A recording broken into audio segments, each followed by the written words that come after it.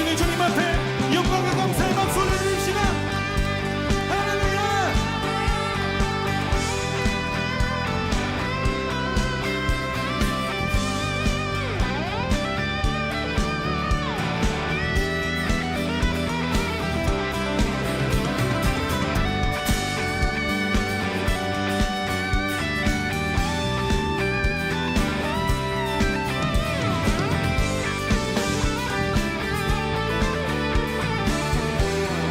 구원이 주님께 있습니다.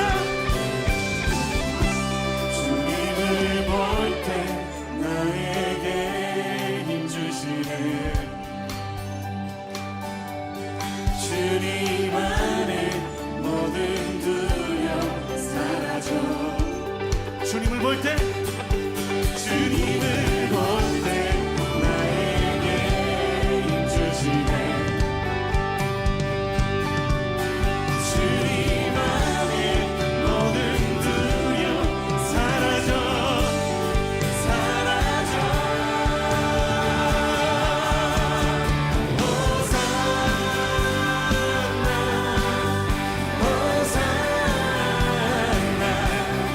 구원의 주 하나님 찬양 받으실 주님.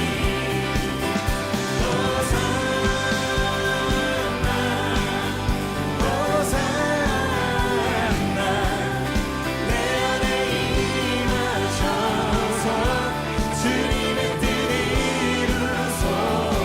호산나.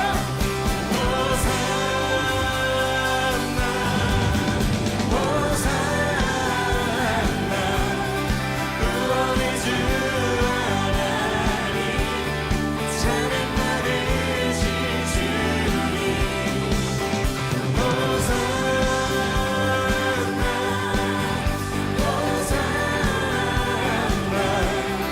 내 안에 임하셔서 주님의 뜻 이루소서. 우리를 다스리시는 주, 우리 힘과 소망이 되시는 주 찬양합니다. 호산나.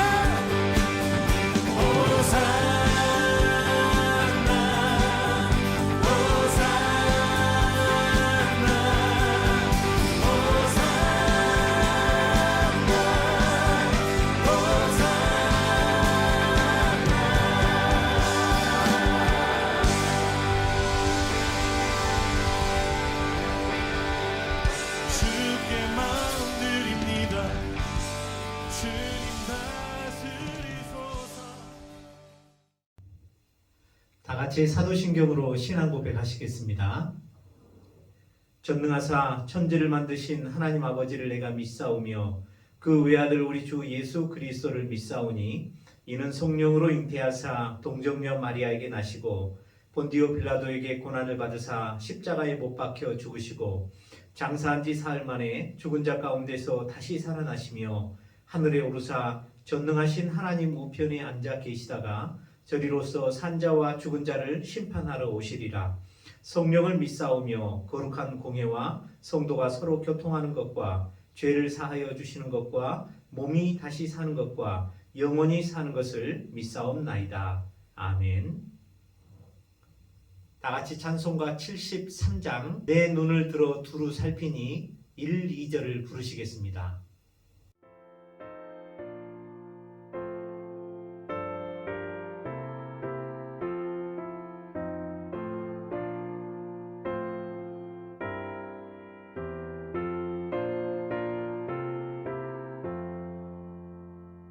내 눈을 들어 두루 살피니 산악이라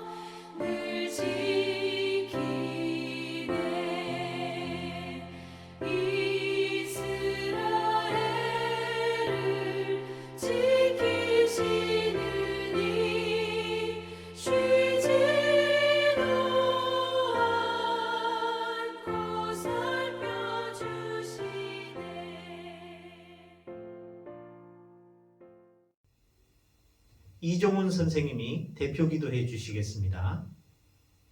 사랑하신 하나님 아버지 감사합니다. 주님께서 함께 해주시고 주님의 뜻과 그 인도하심에 따라 온전함으로 주 앞에 예배드릴 수 있도록 인도해 주심을 감사합니다. 날씨가 갑자기 추워지고 있습니다. 우리의 건강을 지켜주시고 또한 수능을 준비하고 있는 우리 고3 친구들에게 함께 해주셔서 지혜로서 수능을 잘 이겨낼 수 있도록 인도해 주시기 바랍니다. 그리하여 본인들이 원하고 또한 주님께서 허락하여 주시는 자신의 비전을 따라 나아갈 수 있는 그러한 기회들을 허락해 주시기 기도합니다. 우리 고등부 1, 2학년들 또한 자신들의 비전을 세워가는 그 시간들이 헛되이 낭비되지 않고 주님 안에서 온전함으로 이루어가는 그런 삶을 살게 해주시옵소서. 고등학교 시절 동안 더욱더 하나님 말씀에 깊이 들어가게 하시고 믿음 가운데 또 성인으로서 살아갈 때 있어서 흔들리지 않는 믿음의 씨앗들을 마음판에 새길 수 있도록 인도해 주옵소서. 주님께서 허락하여 주신 그 모든 것 가운데 정말 기쁨이 있는 그러한 청소년의 생활을 할 수 있도록 인도해 주옵소서. 하나님 아버지 하루속히 코로나 상황이 끝나서 교회에서 함께 모여서 예배도 드리고 또한 학교에서 친구들과 함께 공부할 수 있는 그런 모든 환경들을 허락해 주시기 기도합니다. 우리가 만나는 그날까지 모두 다 건강해 주시고 하나님의 뜻과 그 인도하심을 소망하며 주님의 제자로서 주님을 본받는 삶을 살게 해 주옵소서. 오늘 말씀을 전하실 목사님에게도 함께 해주셔서 목사님의 말씀이 성령님이 인도하시는 그런 귀한 말씀으로서 우리 모두를 인도할 수 있도록 인도해 주옵소서. 항상 나를 사랑하시고 나를 인도해 주시는 예수님의 이름으로 감사함으로 기도드립니다. 아멘. 오늘 말씀은 사무엘하 7장 1절로 16절입니다. 구약 473면에 있습니다. 제가 교독하겠습니다. 여호와께서 주위의 모든 원수를 무찌르사 왕으로 궁에 평안히 살게 하신 때에 왕이 선지자 나단에게 이르되 볼지어다 나는 백향목 궁에 살거늘 하나님의 궤는 휘장 가운데 있도다. 나단이 왕께 아뢰되 여호와께서 왕과 함께 계시니 마음에 있는 모든 것을 행하소서 하니라. 그 밤에 여호와의 말씀이 나단에게 임하여 이르시되 가서 내 종 다윗에게 말하기를 여호와께서 이와 같이 말씀하시되 내가 나를 위하여 내가 살 집을 건축하겠느냐. 내가 이스라엘 자손을 애굽에서 인도하여 내던 날부터 오늘까지 집에 살지 아니하고 장막과 성막 안에서 다녔나니 이스라엘 자손과 더불어 다니는 모든 곳에서 내가 내 백성 이스라엘을 먹이라고 명령한 이스라엘 어느 지파들 가운데 하나에게 내가 말하기를 너희가 어찌하여 나를 위하여 백향목 집을 건축하지 아니하였느냐고 말하였느냐. 그러므로 이제 내 종 다윗에게 이와 같이 말하라. 만군의 여호와께서 이와 같이 말씀하시기를 내가 너를 목장 곧 양을 따르는 데에서 데려다가 내 백성 이스라엘의 주권자로 삼고 내가 가는 모든 곳에서 내가 너와 함께 있어 내 모든 원수를 내 앞에서 멸하였은즉 땅에서 위대한 자들의 이름같이 내 이름을 위대하게 만들어 주리라. 내가 또 내 백성 이스라엘을 위하여 한 곳을 정하여 그를 심고 그를 거주하게 하고 다시 옮기지 못하게 하며 악한 종류로 전과 같이 그들을 해하지 못하게 하여 전에 내가 사사에게 명령하여 내 백성 이스라엘을 다스리던 때와 같지 아니하게 하고 너를 모든 원수에게서 벗어나 편히 쉬게 하리라. 여호와가 또 내게 이르노니 여호와가 너를 위하여 집을 짓고 내 수한이 차서 내 조상들과 함께 누울 때에 내가 내 몸에서 날 내 씨를 내 뒤에 세워 그의 나라를 견고하게 하리라. 그런 내 이름을 위하여 집을 건축할 것이요 나는 그의 나라 왕위를 영원히 견고하게 하리라. 나는 그에게 아버지가 되고 그는 내게 아들이 되리니 그가 만일 죄를 범하면 내가 사람의 매와 인생의 채찍으로 징계하려니와 내가 내 앞에서 물러나게 한 사울에게는 내 은총을 빼앗은 것처럼 그에게서 빼앗지는 아니하리라. 내 집과 내 나라가 내 앞에서 영원히 보존되고 내 왕위가 영원히 견고하리라 하셨다 하라. 아멘. 말씀이 좀 기네요. 광고 드리겠습니다. 신방을 하고자 하는데 우리 친구들 마음을 열고 목사님 신방 받아주셨으면 좋겠습니다. 그룹으로 해도 좋을 것 같아요. 토요일 날 우리 친구들 몇 명이서 쌤하고 교회에서 만나도 되고 신방을 통해 서로 교제하고 사랑을 나눴으면 좋겠습니다. 두 번째, 백신 다 맞았나요? 1, 2학년들 제가 또 우리 선생님들 통해서 정보를 주었는데 다 맞았으면 좋겠습니다. 아마 그리고 다음 주부터 대면 예배가 재개될 수도 있을 겁니다. 우리 친구들 마음에 준비하시고 이제 교회 자유롭게 나오셨으면 좋겠습니다. 마지막으로 대입 수능 지금 수시 지금 면접과 논술 치르고 있죠. 애들 많이 씁니다. 우리 친구들 애쓰는 만큼 과 우리 선생님들도 다 같이 기도 열심히 하고 있으니 최선을 다해 주시고 화이팅 하시기 바랍니다. 우리 지난주는 무엇을 배웠습니까? 하나님의 주권을 따르는 믿음에 대해서 배웠죠. 내가 행할 수도 있었어요. 사울 왕을 기회가 왔을 때 하나님의 뜻이다. 하나님이 주신 기회다라고 생각하고 사울을 죽일 수 있었지만 하나님께서 하실 수 있다라는 생각을 한 거죠. 지금 죽이면 당장 내게 왕이 된 유익이 있겠죠. 하지만 하나님께서 하나님의 때 하나의 방법으로 하신다라고 믿었기 때문에 그 하나님을 존중하고 그런 하나님을 경외했기 때문에 다윗은 그 원수 사울을 죽이지 않을 수가 있었어요. 이와 같이 원수를 갚는 것은 우리에게 있는 게 아니라 다윗처럼 하나님께 맡기는 데 있다. 우리 친구들 이걸 꼭 기억하셨으면 좋겠습니다. 인생을 살아갈 때 이렇게 하나님께 맡기면 하나님께서 하나님의 때에 하나님 방법대로 하신다라는 사실을 우리가 알고 그것대로 행하면 여러분 우리 인생 하나님께서 다 갚아주실 뿐만 아니라 우리를 평안의 길로 인도하실 것입니다. 그리고 하나님께서 세우신 사람에 대한 경외심, 우리가 다윗 왕에게서 이런 걸 배울 수 있을 것 같아요. 자, 오늘 말씀의 제목이 하나님을 위하는 마음.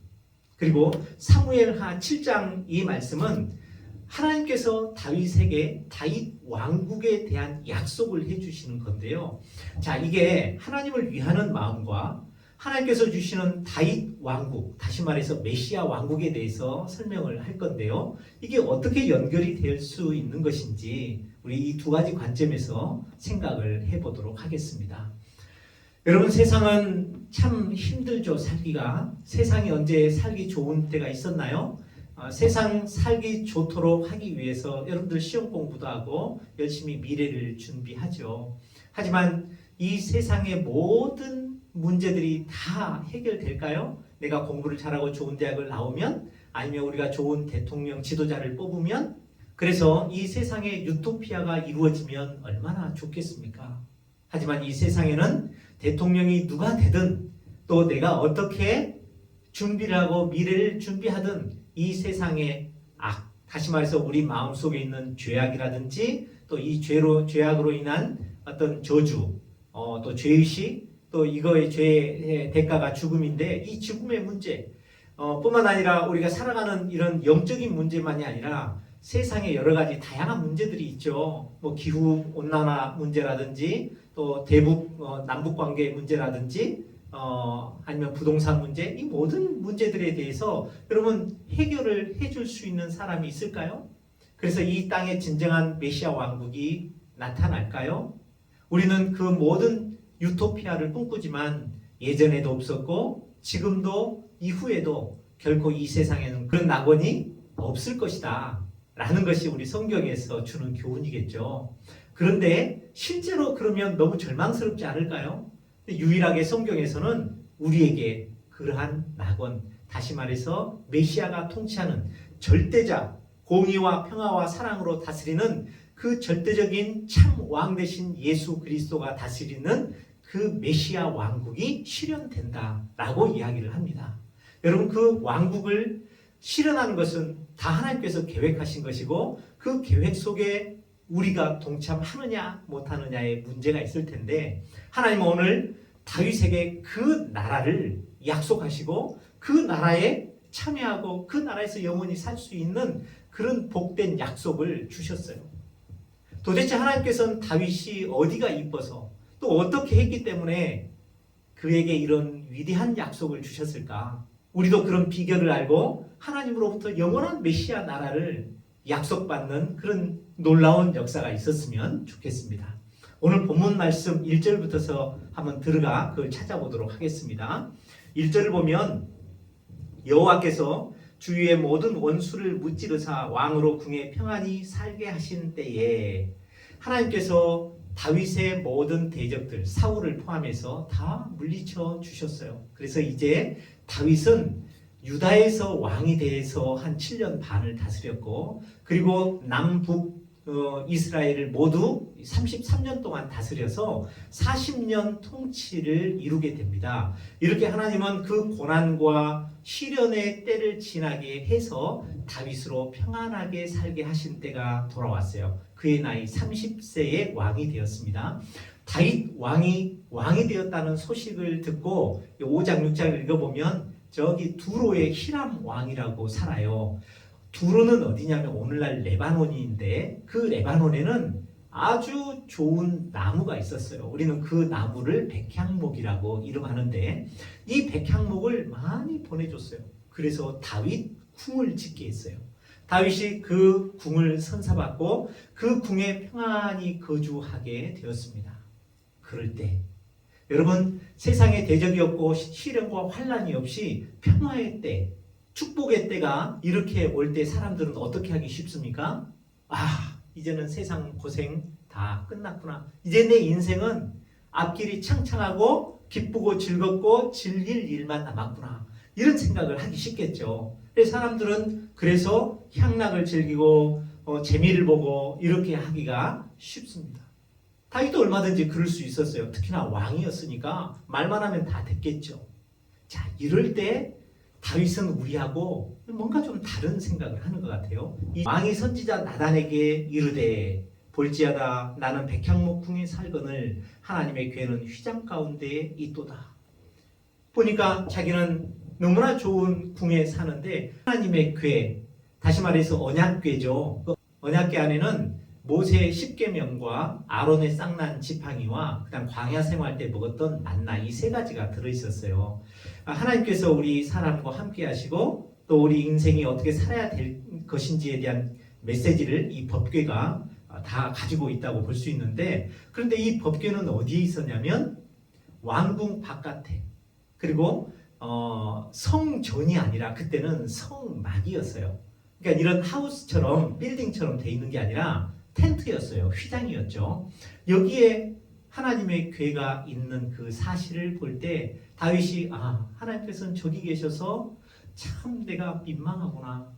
우리 하나님 너무 초라해 보이는 것 같구나. 이런 마음이 든 거예요.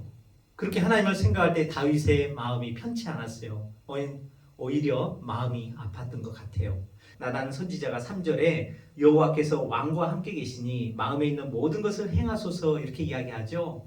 그런데 이런 마음을 하나님이 보시고 그날 밤에 나단 선지자에게 이렇게 이야기를 하면서 다윗에게 이렇게 일러라 이렇게 이야기를 하죠. 그 말씀이 4절부터 17절까지 쭉 나와 있는데요.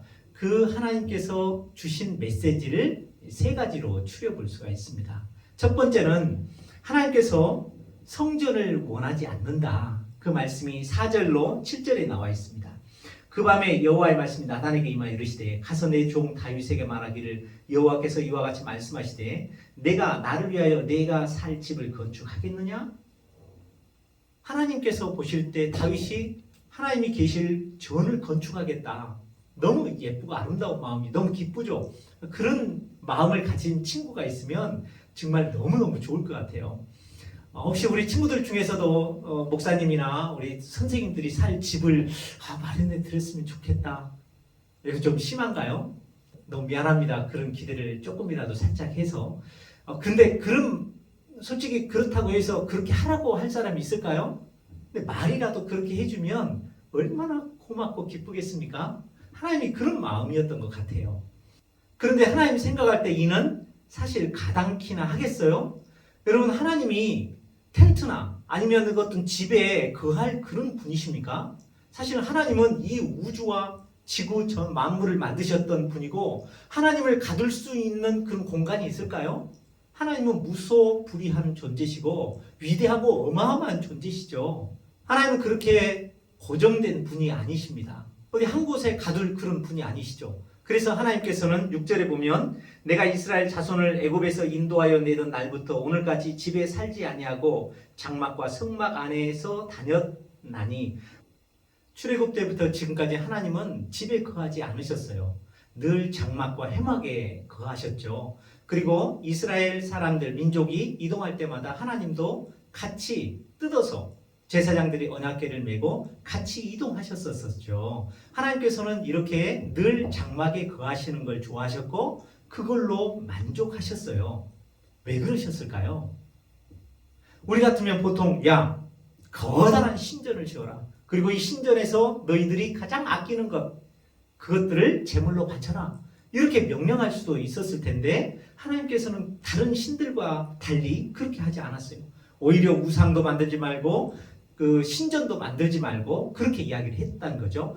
여러분, 성전이라는 것은 하나님께서 왜 만드셨냐면 다윗이 이렇게 만들고 싶어 했고 그의 아들 솔로몬이 또 만들었기 때문에 그하셨지, 하나님이 원래 처음부터서 성전을 이렇게 지어라 그렇게 말씀하셨나요?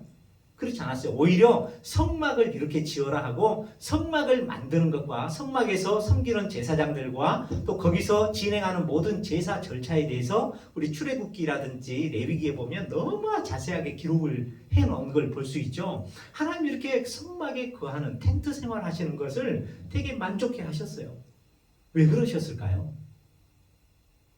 그것은 바로 하나님께서 당신이 사랑하고 택하는 이스라엘 백성들을 섬기는 것을 좋아하셨기 때문에, 또 섬기고 싶어 하셨기 때문에, 우리와 함께 하는 것을 좋아하셨기 때문에, 그래서 우리가 늘 어디를 간다 그러면 같이 따라가고 싶었던 것이 하나님의 마음이었어요. 그래서 하나님은 우리 인생을 섬기려고 하셨지 우리 인생들로부터서 섬김받는 것을 좋아하셨던 것은 아니셨다. 그렇게 하나님은 우리를 배려하시고 우리를 사랑하셨던 분이셨습니다. 사실 하나님이 얼마나 영화로운 분이십니까? 우리와는 같이 지낼 수 없는 거룩한 분이시죠. 우리 인간은 죄가 많기 때문에 하나님께서 죄가 없으신 하나님이 우리 인간에게 오면 우리 인간이 그냥 다 없어져 버린대요. 그렇게 거룩한 분이 우리와 함께 있다는 것 자체가 불가능한 일이고, 그리고 그런 하나님의 어떤 속성을 생각하면 도저히 우리와 함께 하실 수 없는 분이라고 여겨질 수가 있죠. 근데 그런 하나님께서 너무나 겸손하시고 너무나 우리와 함께 하고 싶은 마음이 크셔서 그 하늘의 영광과 영화를 다 버리고 이 땅에 내려오셔서 우리와 함께 돌아다니고 싶었던 거예요. 그리고 가까이에서 우리의 어려움을 다 아시고 이해하시고 위로하시고 또 우리를 모든 대적의 손에서 건져내 주시고, 그래서 모든 어려움 가운데서 우리를 축복해 주시기를 원하셨죠. 그런 마음을 갖고 계신 하나님은 당신이 어디에 있든지 이게 중요하다고 일도 생각지 않으셨던 것 같아요. 다만 하나님께서 우리에게 원하시는 것은 그러한 하나님을 조금 알아봐 주라. 그리고 그런 하나님에 대해서, 그런 나에 대해서 너희들이 믿음을 갖고 살아보지 않으련 하는 그런 마음을 하나님 그거 원하신 거예요. 어찌 보면 하나님께서 하나님의 마음에 없는 그런 생각을 다윗이 하고 있으니까 하나님이 이렇게 방문하시죠. 7절에 보면 야, 내가 언제 어느 지파들 가운데 말하기를 어찌 나를 위해서 백향목집을 건축하지 아니했냐? 라고 내가 이렇게 따져본 적이 있었니? 그런 게 없었지 않느냐.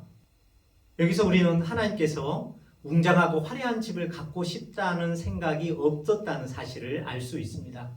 여러분, 우리는 그렇게 생각을 하죠. 우리도 교회라든지 성전이라든지 천주교 성당이라든지 크고 아름다운 웅장한 것을 지어서 하나님께 이렇게 바치고 싶다는 이 다윗과 같은 생각을 하거든요. 그런데 우리가 여기서 하나님의 마음을 좀 잘 알았으면 좋겠습니다. 우리 자라나는 청소년 친구들은 훗날 하나님께서 진짜 원하시는 것이 무엇인가를 생각을 할 줄 알았으면 좋겠어요. 그러니까 막 크고 좋은, 돈이 막 몇백억씩 들어가는 이런 좋은 집을 언제 원하더냐?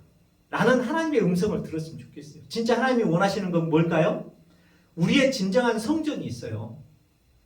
우리 고린도전서 3장과 6장에 보면 여러분, 우리의 몸이 바로 하나님의 성전이라는 거예요.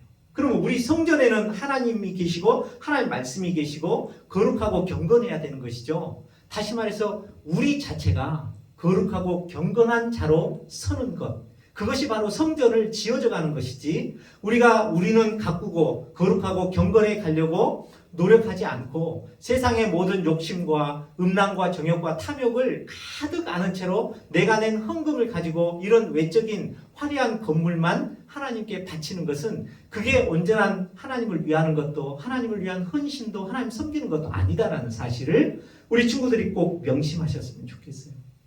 오히려 역사는 이렇게 보죠. 다윗의 아들 솔로몬이 성전을 짓습니다. 하지만 솔로몬 시절부터서 타락하기 시작한 이스라엘, 그 이스라엘 민족은 거친 성전을 가진 화려한 사람들처럼 보였지만 그의 내면이 부패되어 결국은 외세 침략에 무너져 내릴 수밖에 없었고 그들이 지었던 화려한 성전, 그 건물도 완전히 파괴되었다는 사실을 우리가 성경을 통해 배울 수가 있죠. 두 번째는 하나님께서 나단 선지자를 통해 다윗에게 하신 말씀은 다윗의 내 이름을 아주 위대하게 해주겠다, 이런 약속이었어요. 8절부터 볼까요? 그러므로 이제 내 종 다윗에게 이와 같이 말하라. 만군의 여호와께서 이와 같이 말씀하시기를 내가 너를 목장 곧 양을 따르는 데에서 데려다가 내 백성 이스라엘의 주권자로 삼고 내가 가는 모든 곳에서 내가 너와 함께 있어 내 모든 원수를 내 앞에서 멸하였은즉 땅에서 위대한 자들의 이름같이 내 이름을 위대하게 만들어 주리라. 하나님은 비천한 목동 다윗을 이스라엘 백성, 하나님이 택하신 하나님 나라 백성의 왕이요 지도자로 세워주셨어요. 그리고 그를 대적하는 모든 원수를 물리쳐 주셨을 뿐만 아니라 그 조상들에게 약속했던 주리라 했던 그 땅들을 다윗 왕을 통해 다 정복해 하셨어요. 그래서 다윗 왕과 솔로몬 시대에 이스라엘은 최고의 영토를 갖고 최고의 강대한 나라가 됐었죠. 하나님께서 이 정도 축복을 해줘도 사실 대단한 축복이죠. 그런데 하나님이 여기에 플러스 어떻게 해주시겠냐고 하냐면 다윗 내 이름을 영원히 위대하게 해주리라. 사실 하나님을 믿는 사람이든 하나님을 믿지 않는 사람이든 다윗, 영어로 데이빗, 이 이름을 모르는 사람이 있을까요? 세상에 다 압니다. 여러분 이스라엘 국기가 뭡니까? 가운데에 별이 하나 있죠. 그 별을 우리는 다윗 별이라고 이야기를 하죠. 이스라엘 사람들, 아직도 여전히 예수님을 메시아로 잘 믿지 않는 그 이스라엘 사람들이 왜 다윗 별을 자기들 나라의 국기에 그를 새겨 놓았을까요? 그것은 지금도 다윗과 같은 메시아, 다윗과 같은 지도자, 다윗과 같은 인물이 우리의 모든 문제를 해결해주고 다스려 주소서 하는 그런 기대와 소망과 바람이 거기에 들어가 있다는 거예요. 그래서 이 다윗을 알고 다윗의 인품과 다윗의 어떤 삶을 흠모하는 많은 사람들이 이름까지도 다윗으로 바뀝니다. 저도 제 조카 이름이 조다윗이에요.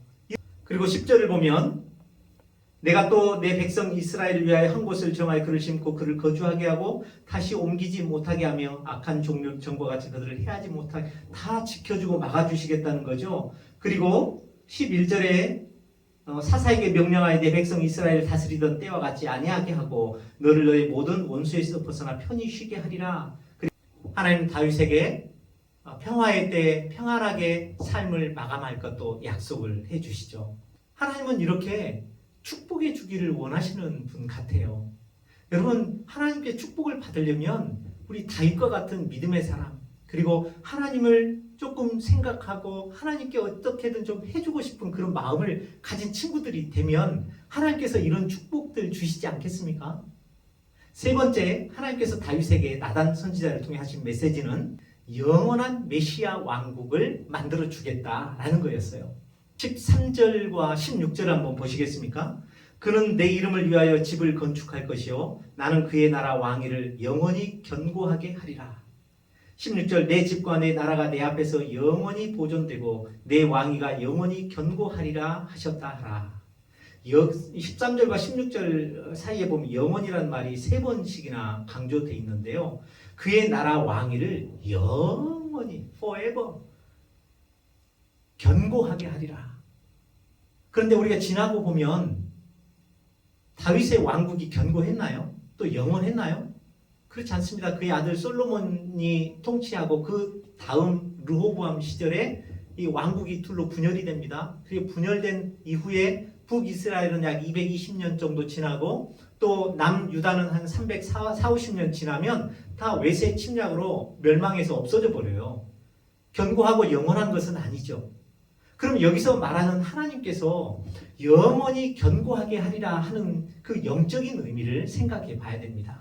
이 말씀은 어디하고 연결이 되냐면 사도행전하고 연결이 되는데요. 우리 사도행전 13장 22절과 23절을 한번 찾아서 보겠습니다. 사도 바울은 이렇게 이야기를 합니다. 다윗을 왕으로 세우시고 증언하여 이르시되, 신약 209페이지인데요.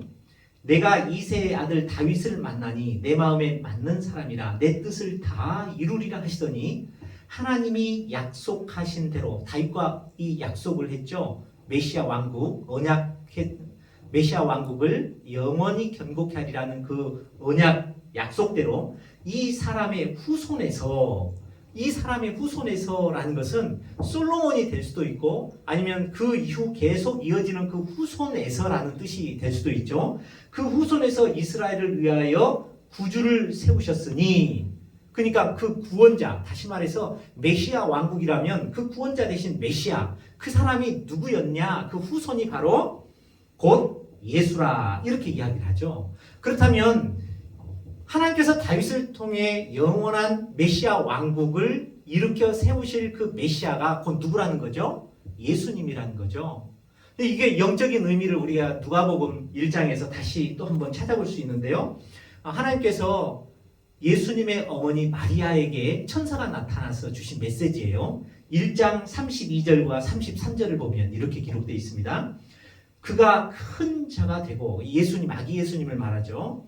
지극히 높으신 이의 아들이라 일컬어질 것이요, 주 하나님께서 그 조상 다윗의 왕위를 그에게 주시리니 영원히 야곱의 집을 왕으로 다스리실 것이며 그 나라가 무궁하리라. 다시 말해서 이 메시아 왕국이 누구를 가리키고 있냐면 예수 그리스도를 가리킨다고 볼 수가 있어요.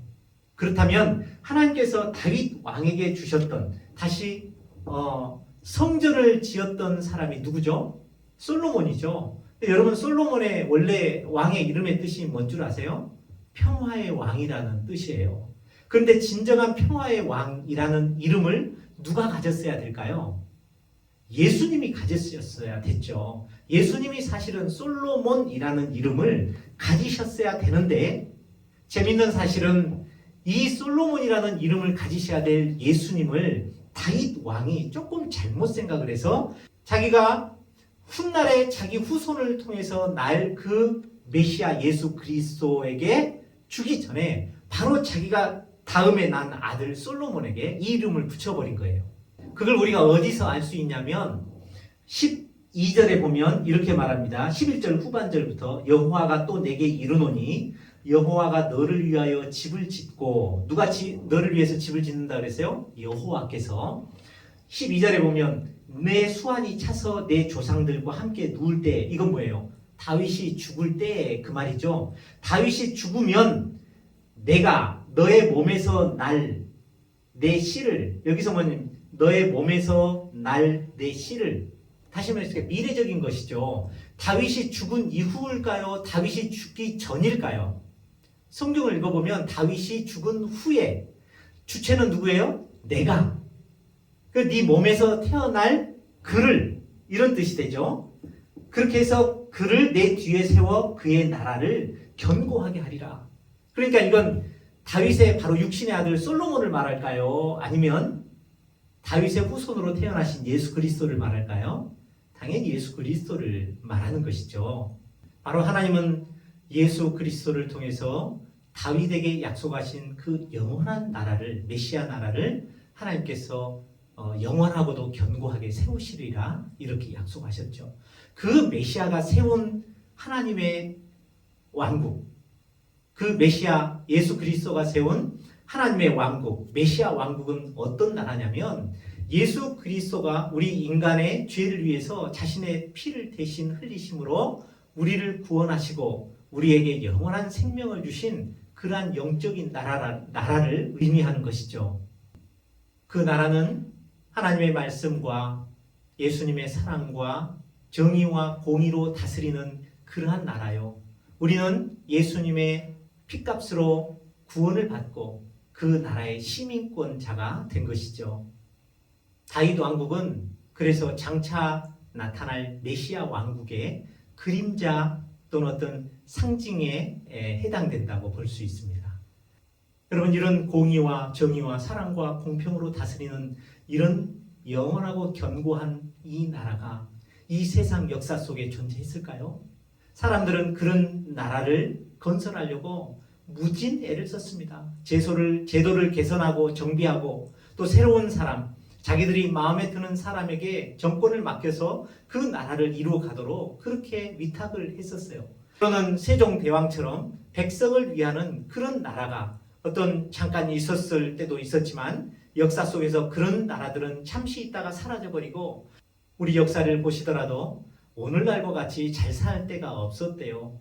5천년 역사 중에 최근에 한 3, 40년 정도 배가 부르고 이제는 기술을 발달시켜서 세계 선도 국가가 되는 이 부강한 나라가 된 역사가 우리나라에서도 극히 짧은 역사에 해당됩니다. 우리 친구들은 태어났을 때부터서 이미 중진국 이상의 수준을 가진 나라였기 때문에 실제로 이 체감을 잘 못하시겠지만 쌤이 어렸을 때만 해도 쌀밥을 제대로 먹고 사는 친구들이 없었을 정도였어요.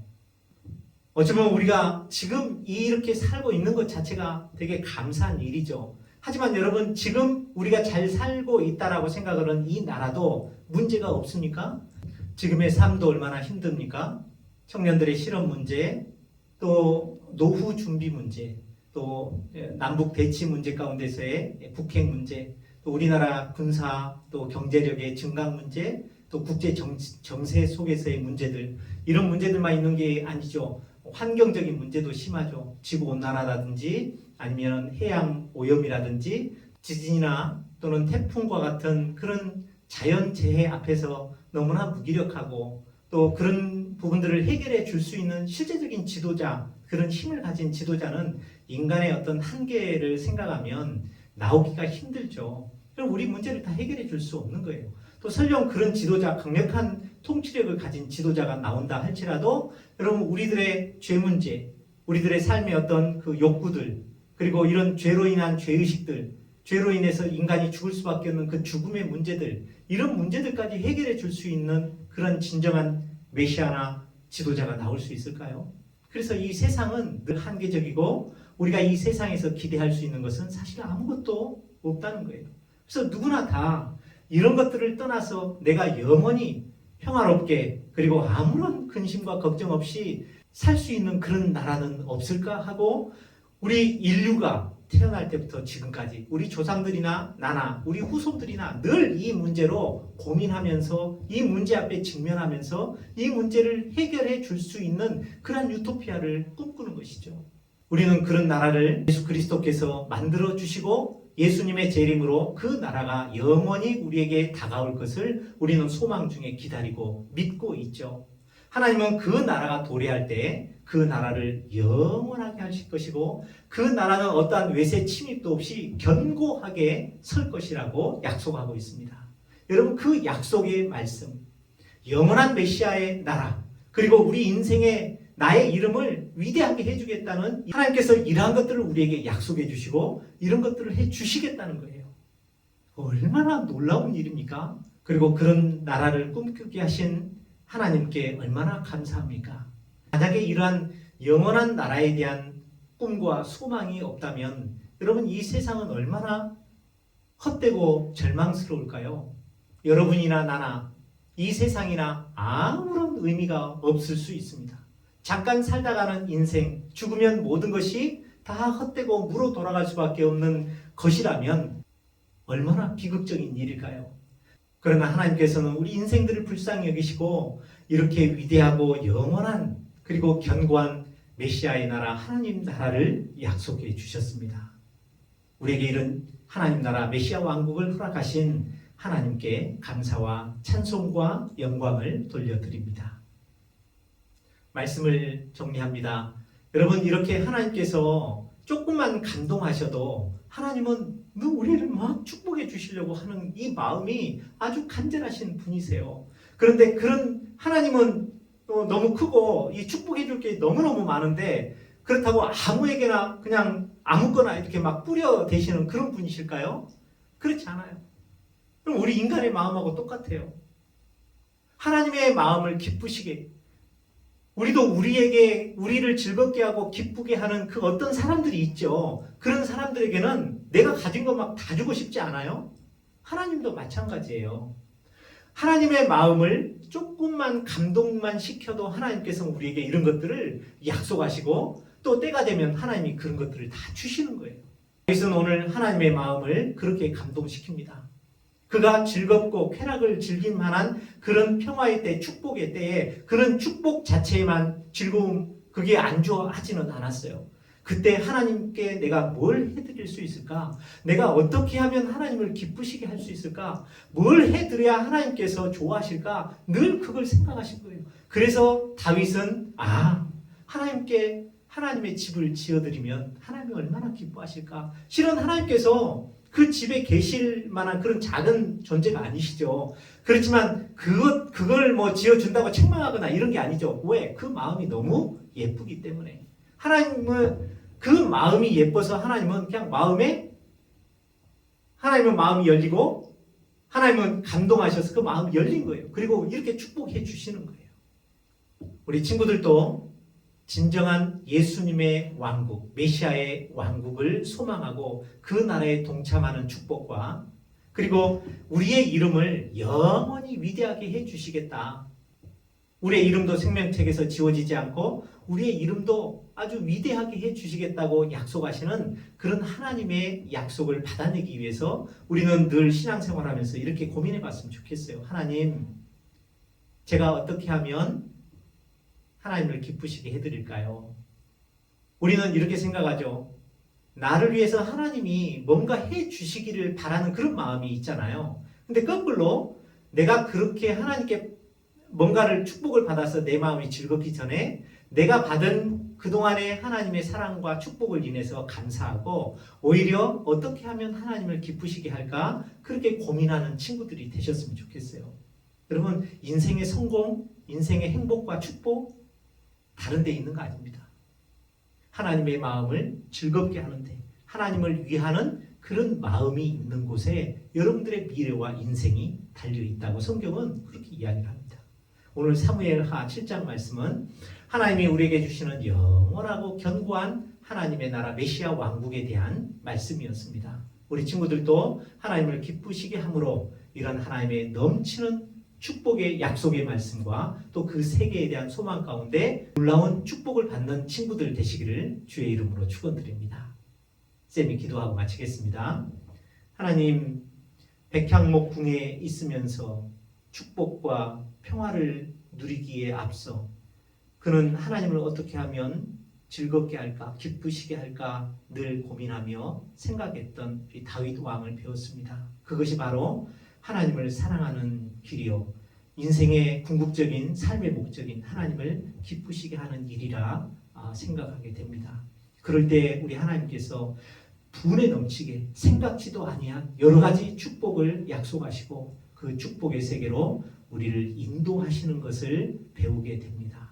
하나님, 소망 없는 이 세상 가운데 우리는 영원한 메시아의 나라, 하나님 왕국에 대한 소망을 갖고 그곳에 시민권자로 불러주신 하나님을 생각하며 하나님을 위하는 마음을 갖고 늘 하나님을 기쁘시게 하는 삶을 살아가는 그런 친구들 되게 하여 주시옵소서. 예수님 이름으로 기도합니다. 아멘. 다 같이 찬양하라 내 영혼아 찬양하시겠습니다.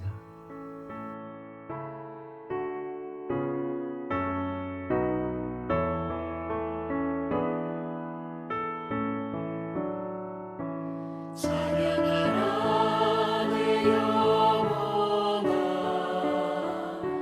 찬양하라 내 영혼아 온 마음과 정성 다하여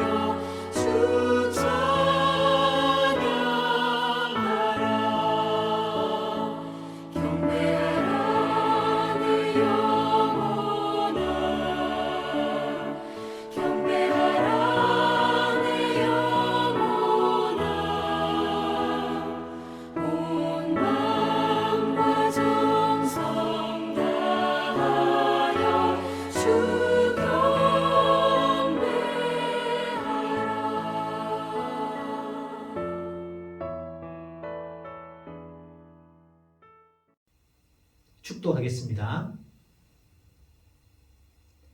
이제는 영원한 구원자요 만왕의 왕 되신 예수 그리스도의 은혜와 메시아 왕국을 세우시고 메시아 왕국의 시민권자로 불러주신 하나님 아버지의 사랑과 세상 헛된 지상 왕국을 꿈꾸다 절망하는 우리에게 위로와 힘을 주시고 하늘 왕국의 소망을 잃지 않도록 도우시는 성령님의 역사 교통하심이 하나님을 사랑해 무엇이든 해드리고 싶은 다윗과 같은 마음을 가진 사랑하는 우리 고등부 친구들과 선생님들 위에 이제부터 영원까지 함께 있을지어다. 아멘.